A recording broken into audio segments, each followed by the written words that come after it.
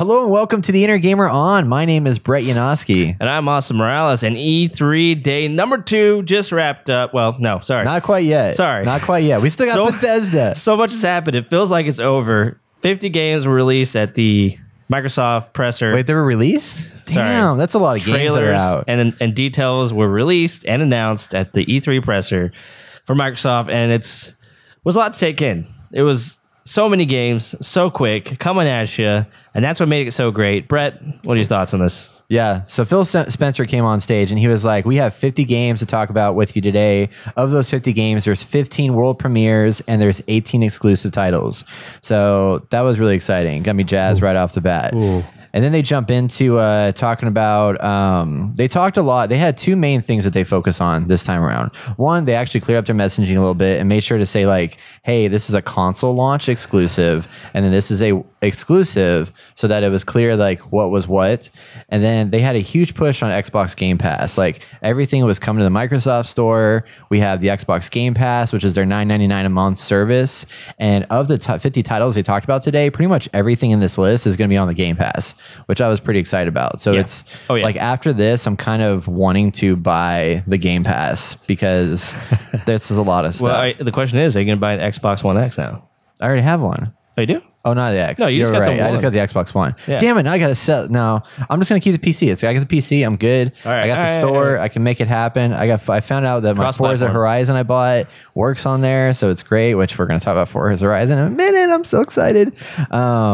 Anyway, another thing that they mentioned also that was really exciting is Microsoft Studios is their like I guess their publishing company or something like that, and they just acquired. We don't even know anymore. Yeah, well, they just acquired a bunch of studios that are like big name studios. It's 5, correct? Five studios. Okay. We got the Initiative, which is a brand new studio that they put together featuring, they're going to make some new worlds and games for them. They also have Undead Labs, which made State of Decay, so they just acquired them. They got Playground Games, which makes the Forza series, the Forza Horizon series specifically. They picked up Ninja Theory, the Hellblade Senua's Sacrifice guys. That is big. So that was so pretty cool. Big. We already knew about that early on, but still, like, this is huge. Yeah, and then they also picked up Compulsion Games, the creators of We Happy Few, which came out in early access on Steam a couple of years ago, or about a year ago, I guess. And it was very buggy, but an interesting game. And today it wasn't we got technically released. It was just a beta. Well, that's what I said, early access. Oh, okay. Yeah. So it was out on early access. Yeah. And there wasn't much to it other than like you can try the gameplay elements of it, but there wasn't any story. Today we saw a trailer which really showed a lot more contextual information to the game. Right. So we'll talk about that later.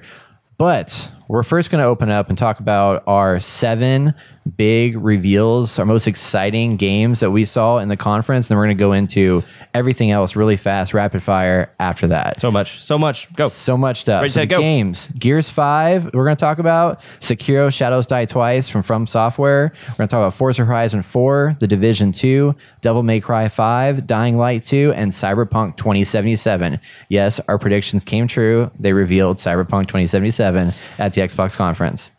Let's jump into Gears 5. Okay. Austin, Gears 5, we have it. It's the next title. What do you think? It looks cool. I mean, I don't know what took place before this. I haven't played the last one, but I'm going to wait till more things come out. I own it, actually. You do own it? I do. We need to play this game. I know we should. So I don't know if I'm pumped or not, but I mean, I'm excited to see where they go with this. They're continuing this franchise even farther, so hopefully it's only getting better and better as the iterations continue. So the biggest thing I have from that is that they, as you can see from our little character here on the table, I associate Gears with like these big, huge, like burly men kind of characters that are like, that's like, yeah, we're huge hulking men. And this time they introduced that you're going to be playing a female character, which I think is an awesome transition for this game to like kind of, show that there's more, kind of like what God of War did this year, where they took, Kratos and made him into more than just a badass fighter dude that just fights bad guys. Right. And now introducing this new character that is going to hopefully like kind of push the game in a refreshing new direction. Right. And that was really interesting, and seeing how that's going to change the dynamics of the game, and it looks like it's a lot more personal of a story, which I'm really excited about. So I hope so. It looks awesome. Yeah. This is a Gears game I'm finally excited about. Yeah, still not a reason for me to get Xbox yet. Yeah, I'm still waiting for that chance. It's on PC. That's true. It's true. But I don't know. I still like having my console and having my console action. Yeah. It is a game that feels like a console. Yeah, like I play some games on PC and I'd rather play them with a controller. So it's like, well, why don't I just have a console for it? Anyway, right. Go ahead. Next one, From Software. So there's all this speculation when they dropped this brief teaser last year of what the next From Software game is going to be. It's not Bloodborne. It's not Dark Souls. It's not whatever that other game was that people were talking about. It is actually a new IP called Sekiro: Shadows Die Twice. And this is like a samurai, like melee fighting combat game, or melee game, which is Xbox's Samurai. Yeah, in a way. Yeah, it definitely. Well, it's not Xbox's, but I mean, yeah, it's funny to see this here after Sony's Ghost of Tsushima coming out. Yeah, I really like this because the thing that pulls me away from Dark Souls is that it's dark and it's like monotone colors and everything like that. And this has a lot more color, and that's really nice to see. And then it seems like the story is there. Like you don't have to go hunting for it and stuff, and like trying to piece it together like you do in Dark Souls or Bloodborne. Right. Like this is like in your face. You're going to follow the characters from beginning to end.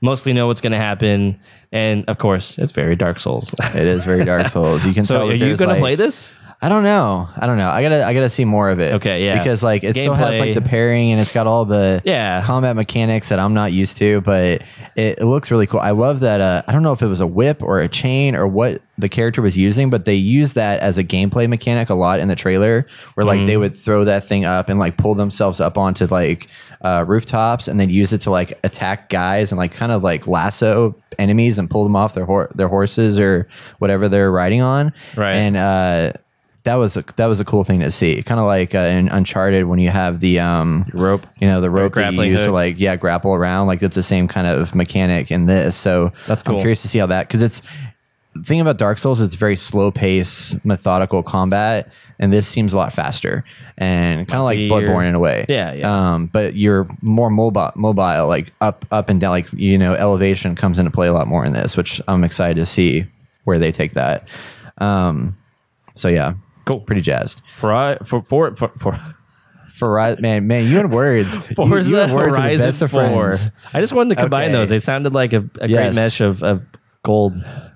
So Horizon. If there's anything on this list that I'm like super excited about other than Cyberpunk, it's probably Forza Horizon 4. Because I'm the token racing game fan in the podcast. Okay. And like this has the look and feel of what I was hoping Test Drive Unlimited way back in the day was going to be, and it kind of had that, but like the technology wasn't there yet. Right. And this one, they put out this promise of like it's an open world shared experience where you can ride around, you can meet new people, easy ways to communicate with other car players in the game world, and just do like co-op racing and just like start a drift or start a race. And there's like real life world events that take place in here where you're just driving down the road and all of a sudden like there's a blimp that like initiates a live event, and the world is completely shared by everybody else. So like as the seasons change, which they put a big emphasis on like seasons in this, right?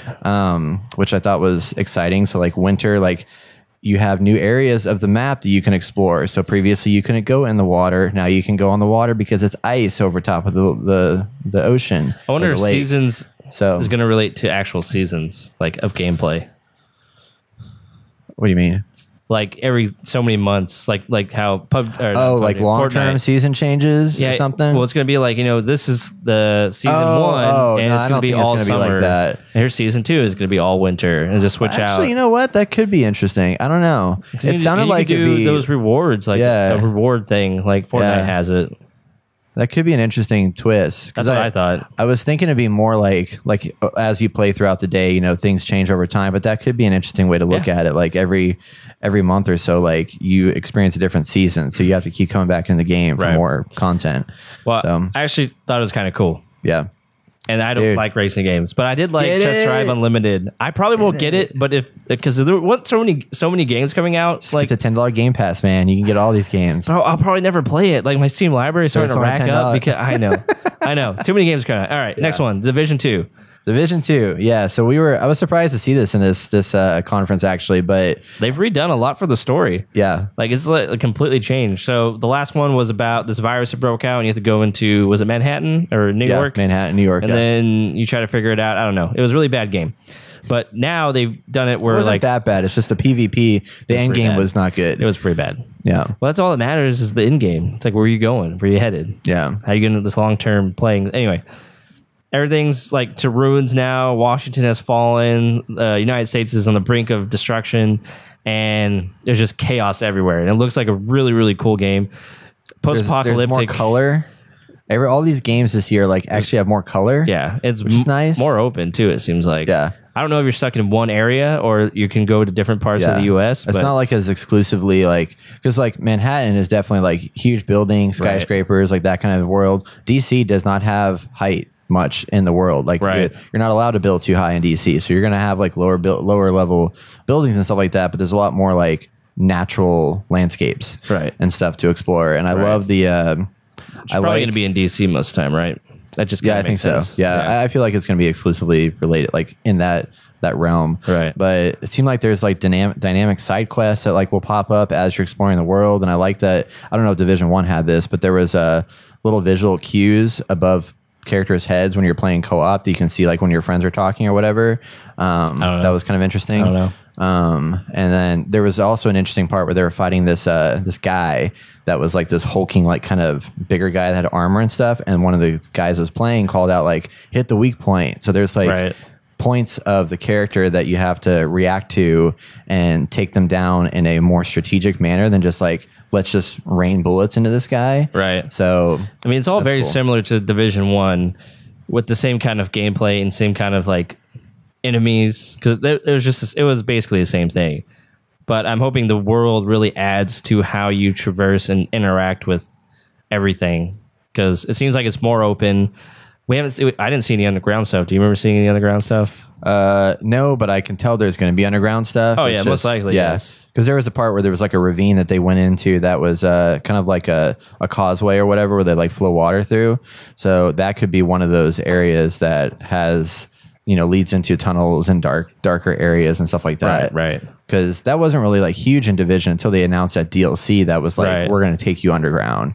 So they had some underground stuff flexibility like early on when I played the demo. Anyway, yeah, it looks cool. I want to see more, but it might be a game I'd be worth jumping into. I don't know about you. Yeah, I'm intrigued, but we definitely need. I mean, it's a friend. You need friends to play. Oh yeah. So if I can't get people on board with like jumping in that, it needs to be a good, well-rounded. So you got to get it.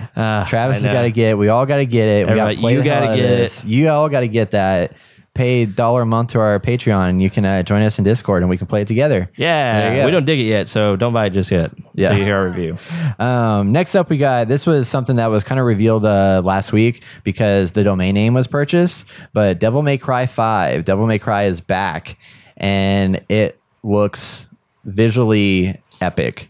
Like just like any game like this. I mean, they've always looked really good. Yeah, and the gameplay's always been pretty solid, pretty combat intense. Super fast. Oh man, it's awesome. I didn't play too many. Actually, I don't think I played any of them. I played the last one a little bit. Did you play Bayonetta? It was okay. No, I never played Bayonetta. Okay. It wasn't my type of thing. I don't know. This looks cool.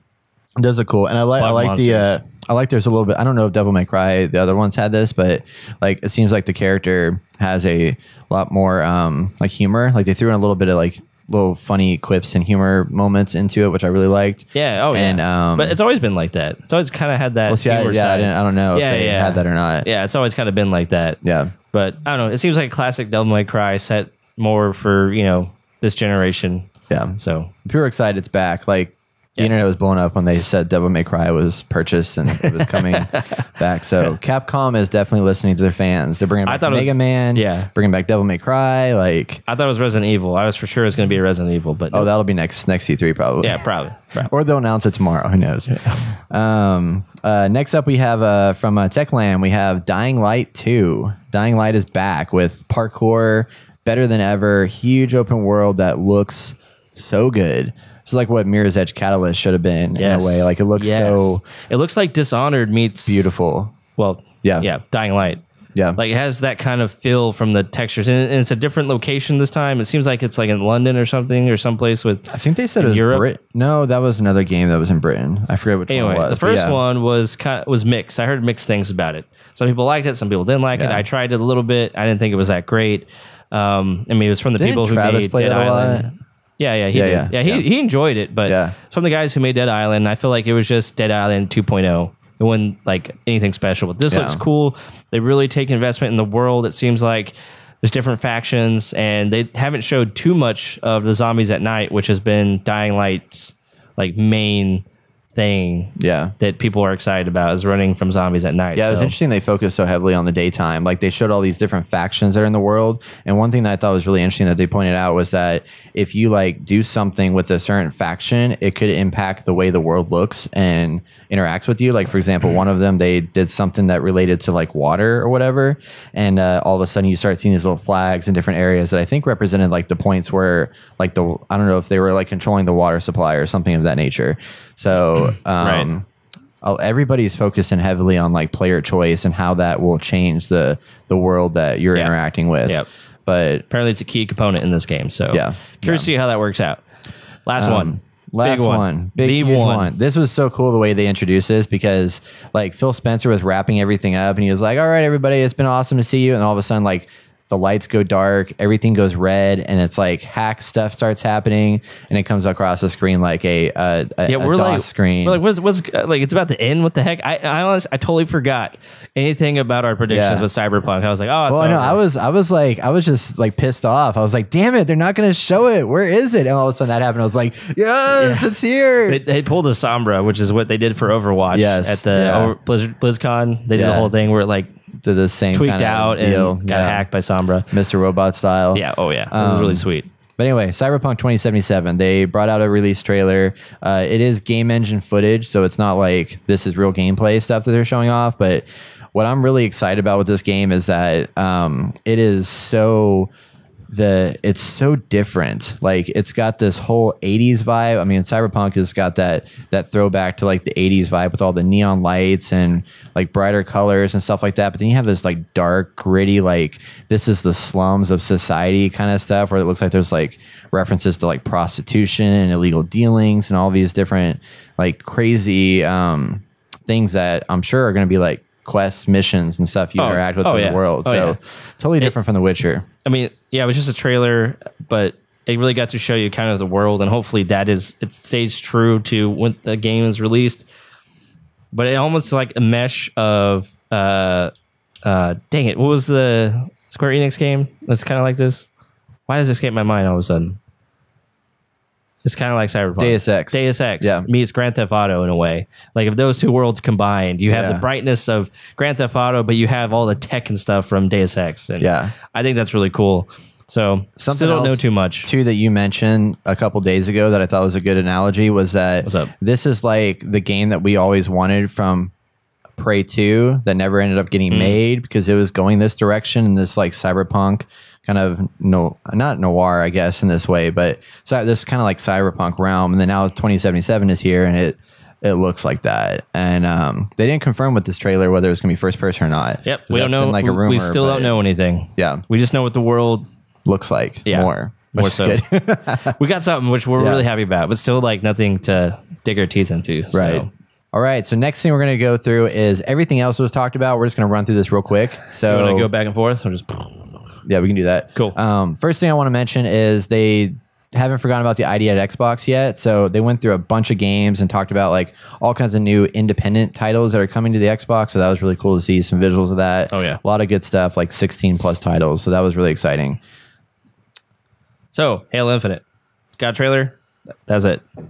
We had nothing else. I thought you were gonna have more enthusiasm than that, man. Like Halo's like your thing. We got a trailer with nothing about what the game is going to be played as. Like we don't know if we're Master Chief. We don't know if like a Marine. We don't know if it's first person. We don't know if it's RTS. Well, MMO. I just needed it because I got hyped just because it was like Halo Infinite. It was cool to see. I need Halo more. Open up. I need more. Go ahead. Then they had Ori and the Will of the Wisp, which we've already seen that before, but it looks awesome. Like I'm really the graphics are like on another level. Yeah, it's so nice, and it's like, coming out this year. Oh, so no exact date yet, but it's coming out this year. So Fallout 76, we found out that the world is 4 times bigger than Fallout 4, which is godly big. I don't even know how to. That's too much. That's almost too big. I'm not gonna lie. Yeah. Anyway, that's all. It's green and lush in West Virginia, which I'm really pumped about. So we're probably gonna get more at the Bethesda later today on our next video. So check that out.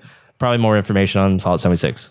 And then this was kind of a shocker here. We had Adventures of Captain Spirit, which is a Don't Nod game set in the Life is Strange universe. And it's a little kid that is using his imagination to kind of explore like being a superhero and fighting monsters and all these things. So it kind of like puts you back into the life of being a child and what that life is like. And I'm assuming it's going to be like Life is Strange, where it's point and click kind of adventure game where you're going through a narrative storytelling and stuff like that. Yeah, but right. It looks really cool, and it's going to be free coming out next month. That's or really this awesome. month soon-ish. So something like that. That's pretty sweet. We also got a Crackdown 3 trailer, which Yes. it really didn't show us anything that we didn't already know. It was just like, hey, I'm Terry Crews, get hyped. Blah! It's like crazy. Yeah, crazy Terry Crews stuff. Weapons that change into tank, or cars that change into tanks. Right. Yeah, and cool. and it's coming out next year, so that got delayed. But Still pissed off about Yeah, I that, know. but whatever. Anyway. Metro Exodus had a trailer. Nothing too crazy to talk about that other than like the gameplay looks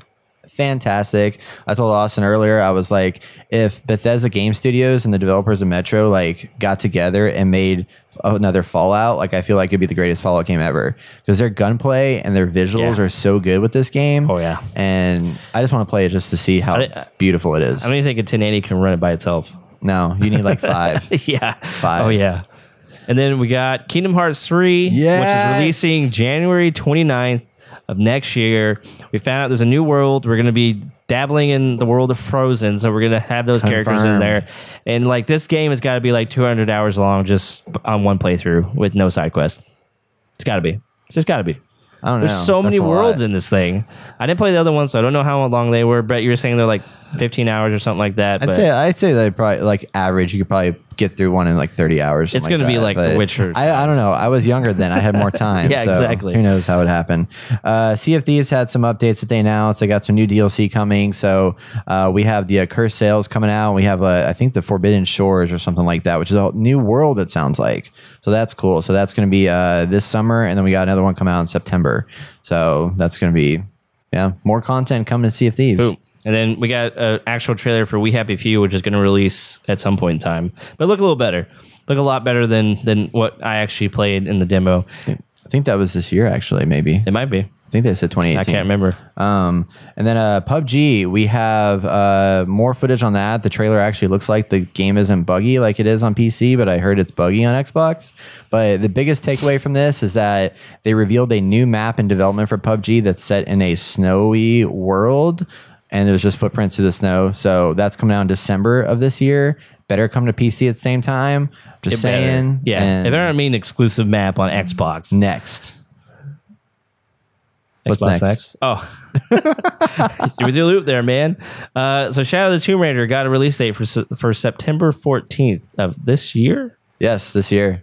It's coming soon. Got a new trailer, kind of dives into her story a little bit with her partner, but I didn't find anything interesting. I want to see this dynamic that Lara was going to change, and I still haven't like seen that. But this is supposed to be the game where she becomes the Tomb Raider we all know and love. Yeah, it is. But It did show a lot of gameplay in this trailer, which I thought was really cool to see. Which is the same like it the looks other ones. fun and exciting. Well, this guy's like cynical today, so just like listen to that cynicism over there. Session. I'm hyped about this freaking skateboarding game. It's coming back. I don't know what it is. That's I thought it was like Skate 4 or Tony Hawk's Pro Skater, but it's just a new skateboarding game. You can skateboard, and it comes out at some point. So skateboarding. There we go. Awesome. Done. And then Finji got a trailer at the Xbox presser, which is pretty awesome. For Tunic. Man, so like these graphics are amazing. They didn't really show you too much more, but obviously they're trying to get people. Well, they showed a lot of the gameplay, which they haven't done before. Like when we played it, Really? like you could see a little bit of gameplay, but not any like boss combat or anything like that. Like the demo we saw was really short. Yeah, So I in guess this so. case, like there was a lot more like heightened enemies and bosses that you could fight and see like how that combat worked and I larger don't know. world. I feel like we got that from it. Yeah, a little. I mean, just a touch, like a taste. guess. This one covered the gamut a lot more with visual fidelity. True. But they also, what I liked about it too, is that they made sure to mention that this is made by one person, and it just shows like how badass a game can be by one person. So It's quite we awesome. go. Don't forget to check out our interview at youtube.com/intergamer. Yes. Then we had Jump Force. This is a fighting game that looks like it brings all the best characters from the anime world into one with Dragon Ball Z. We had Naruto. We had Death Note. I probably pronounced some of those things wrong, but that's okay. And yeah, anime guy. visually, man, it looks sweet. So Yeah, it's kind of a weird mix-up, but I'm interested to see what they actually bring to the table with this I do game. hate the name, but that's okay. Jump Force does not seem cool. No, it's not a it good seems name. very lame. And then, yeah. Battletoads. We're getting a new Battletoad that's coming. No one asked for it, but we all wished for it in our heads and in our young minds, and it's gonna have a completely new game. Co-op.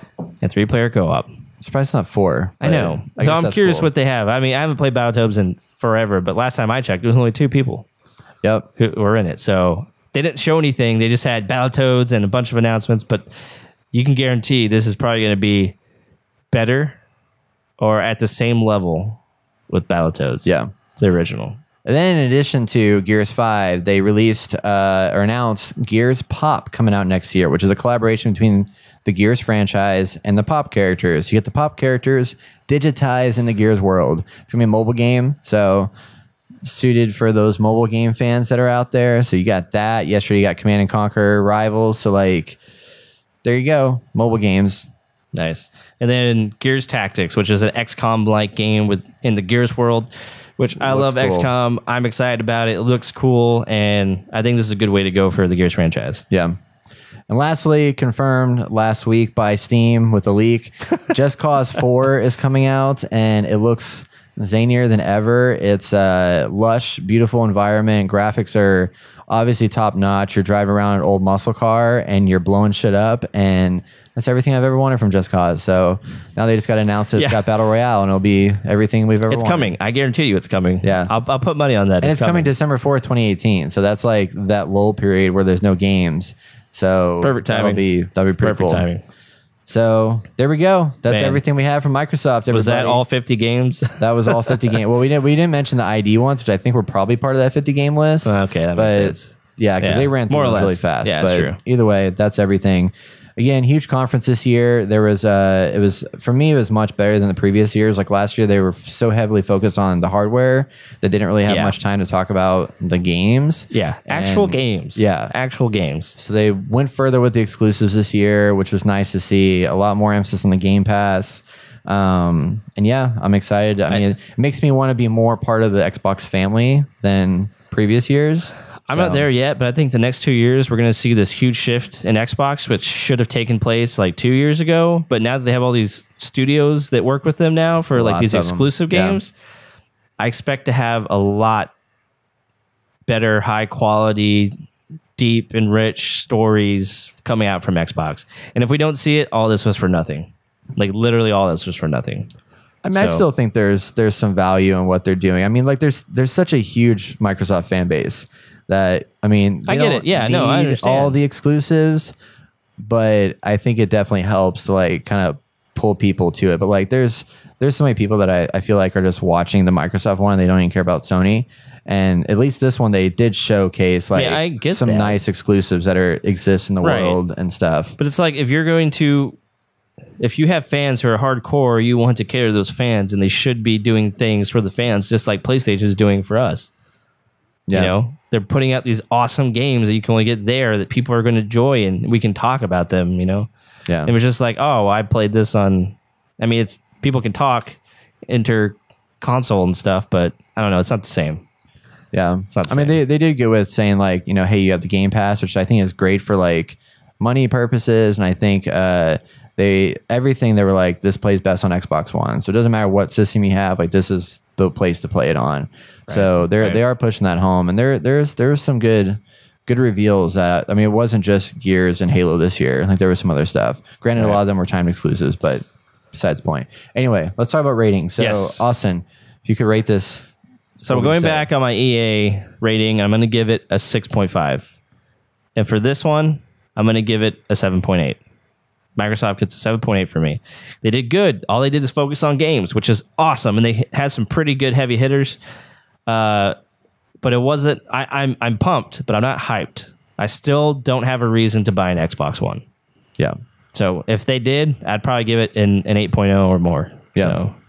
My rating is a lot higher. I give it a 9 out of 10 because I think they did a much better job this year. And I'm excited that they are embracing the fact that they're never going to get everybody jumping onto the Xbox bandwagon, but they are going to get people jumping onto the Xbox service bandwagon, which is PC players, it's Xbox players. They even announced they're going to be getting into streaming where you can play Xbox services on any kind of system or console device of some kind. So like they're pushing the idea that they can't win necessarily the console wars, but they can win the brand wars. Like they are building a brand that people are gonna know and remember for a long time, and that's pretty powerful. So I think they did a much better job this year at selling that idea, and that you don't have to have an Xbox to be part of the Xbox family. You can have a PC, you can do all these different things to jump on board with this ecosystem that they're building.